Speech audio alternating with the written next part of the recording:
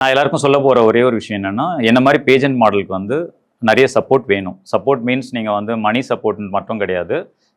அவங்களுக்கு வந்து ஒரு என்ன சொல்கிறது, ஒரு விஷ் பண்ணுறதோ, ஈவன் அவங்க ஒரு சோஷியல் மீடியாவில் ஒரு போஸ்ட் போட்டாங்கன்னா அவங்களுக்கு ஒரு கங்க்ராச்சுலேஷன் சொல்கிறதோ, ஈவன் அவங்கள மாதிரி பீப்புள் எங்கெல்லாம் இருக்காங்களோ, ஐ மீன் ரெகக்னைஸ்டு பீப்புள், அதாவது ஒரு டாப் லெவலில் வின் பண்ணிட்டு வராங்கன்னா அவங்களுக்கு அடுத்த லெவல் போகிறதுக்கு அவங்களுக்கு நீங்கள் சப்போர்ட்டிவாக பண்ணணும்னா சில சில விஷயங்கள் பண்ண வேண்டியது என்னென்னா, உங்கள் சுற்றி இருக்கிற அந்த பேஜெண்ட் மாடல்ஸோ இல்லை வந்து அடுத்த லெவலில் ட்ரை பண்ணிட்டு இருக்க மாடல்ஸ்க்கு வந்து நீங்கள் வந்து உங்கள் சைடில் வந்து நீங்கள் ஒரு காஸ்டியூம் டிசைனராக இருந்தீங்கன்னா அவங்களுக்கு வந்து ஒரு காஸ்டியூம் டிசைன் வந்து நீங்கள் வந்து உங்கள் சைட்லேருந்து நீங்கள் வந்து அவங்க ஸ்பான்சர் பண்ணலாம். தென் ஒரு கேமராமேனாக இருந்தீங்கன்னா அவங்களுக்கு வந்து ஃபோட்டோ ஷூட்ஸ்க்காக நீங்கள் வந்து ஸ்பான்சர் பண்ணலாம். ஏன்னா எல்லாராலையும் வந்து அடுத்த லெவல் போகிறதுக்கு மணி ரொம்ப ஸ்பெண்ட் பண்ண வேண்டியதாக இருக்குது. ஸோ அந்த மணி ஸ்பெண்ட் பண்ண முடியாத நல்ல நல்ல மாடல்ஸ்லாம் நம்ம ஊரில் இருக்காங்க. ஸோ அவங்களெலாம் வந்து நம்ம மாதிரி ஆட்கள் சப்போர்ட் பண்ணும்போது தான் ஈவன் பேரண்ட்ஸுமே சரி, அவங்களுக்கு அதில் இன்ட்ரெஸ்ட் இருக்குன்னா அவங்கள வந்து கண்டிப்பாக வந்து இந்த ஃபீல்டில் வந்து நீங்கள் அடுத்த லெவல் கொண்டு போகிறதுக்கு சப்போர்ட் பண்ணலாம்.